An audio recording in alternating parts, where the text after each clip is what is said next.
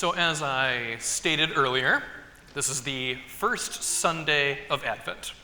So this is the very beginning of our time of preparation leading up until Christmas. And I'm going to take this opportunity to go ahead and completely disregard some excellent advice I got in the seminary. I think it is perfectly clear I have had plenty of practice disregarding good advice in the past.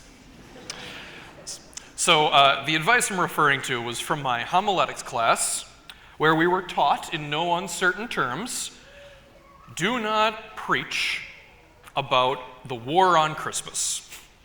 It is overdone, it is tacky, everything has been said in the past, and it's just not worthy of your time in the pulpit.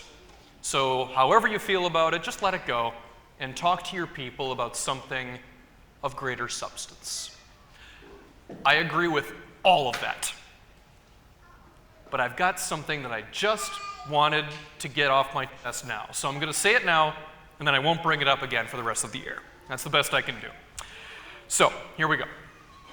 The first thing you need to understand about the war on Christmas is that it has absolutely nothing to do with Starbucks.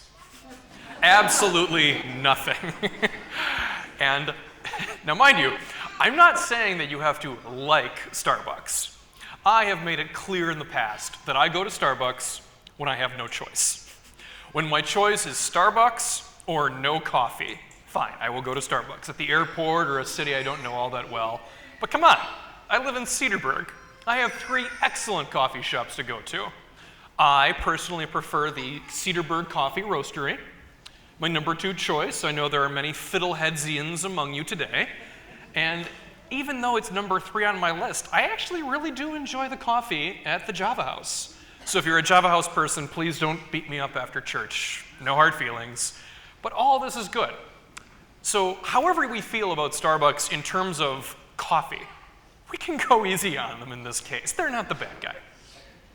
But the thing is, the war on Christmas is a real thing, and the reasons for it are pretty much the same year after year after year. If you drive around a big city like Milwaukee, it's only a matter of time before you see the signs of it. And year after year, it seems that we fail to adequately deal with these harmful influences on Christmas. Or at the very least, we fail to deal with them so adequately that they go away and never return. I'm even prepared to tell you their names. Poverty, homelessness, hopelessness, cruelty, and loneliness. Okay? The way I see it, those are the big 5 threats to Christmas. And to be sure, there are other things that deserve to be on that list. The CEO of Starbucks, not even close. Now, there is inherent value in Christmas. Okay? Beyond our choice to celebrate and remember the birth of Jesus, beyond those religious traditions, Christmas is that time of year for peace on earth and goodwill towards men. Okay? That is the part of Christmas that belongs to everybody. Now, come on, we all have bad days throughout the year. You might be grumpy on September 1st or whenever it is you go back to school. You might be upset at the government on April 15th. That's okay. That's a good day to be upset at the government. But no matter how bad of a year you had, no matter how your mood was the other days of the year, everyone ought to be content and at peace on and around December 25th. That is a right that everyone has. And us, men and women devoted to Christ, we have an equal share in that right. The joys of Christmas don't belong to us any more or less than anybody else. As disciples, though, we have a greater responsibility. We have a greater responsibility with respect to keeping Christmas joyful, good-natured, and compassionate. Okay? We ought to be the ones that bring that joy of Christmas to those people that are in the greatest need of it. So, if you are actively fighting against poverty and homelessness, well done. I've got nothing else to say to you. Keep it up. I am preaching to the choir in more ways than one for you. For those of us that are not actively resisting poverty and homelessness, that's okay. We can focus on the hopelessness and the loneliness. As I'm sure you're aware, this can be a very stressful time of year for a lot of people.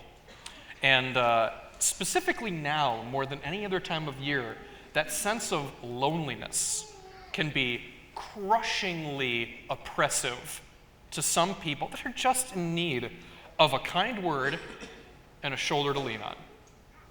Even among just your friends and your family, there are people that have need of you in that way.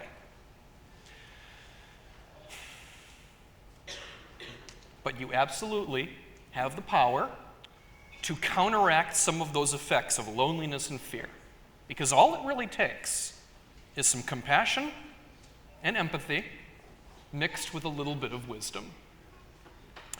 So that's what I really wanted to say today, because it is the first week of Advent. We got 4 weeks up until Christmas, so now is the perfect time for us to set goals for ourselves to prepare for the Lord's coming. And I urge you to think about that for the rest of the day. What are you actually going to do for someone else this coming month? How exactly will you stand up and remind people through your actions that Christmas is still worth fighting for? I know you can do it. If all else fails, just try to be like that guy we heard about in the book of Jeremiah. God will raise up for the house of David a just shoot, and he will do what is just and right in the land. Or you can be like a Thessalonian that Paul was writing to in our second reading. May God make you increase in love and abound in love for one another and for all.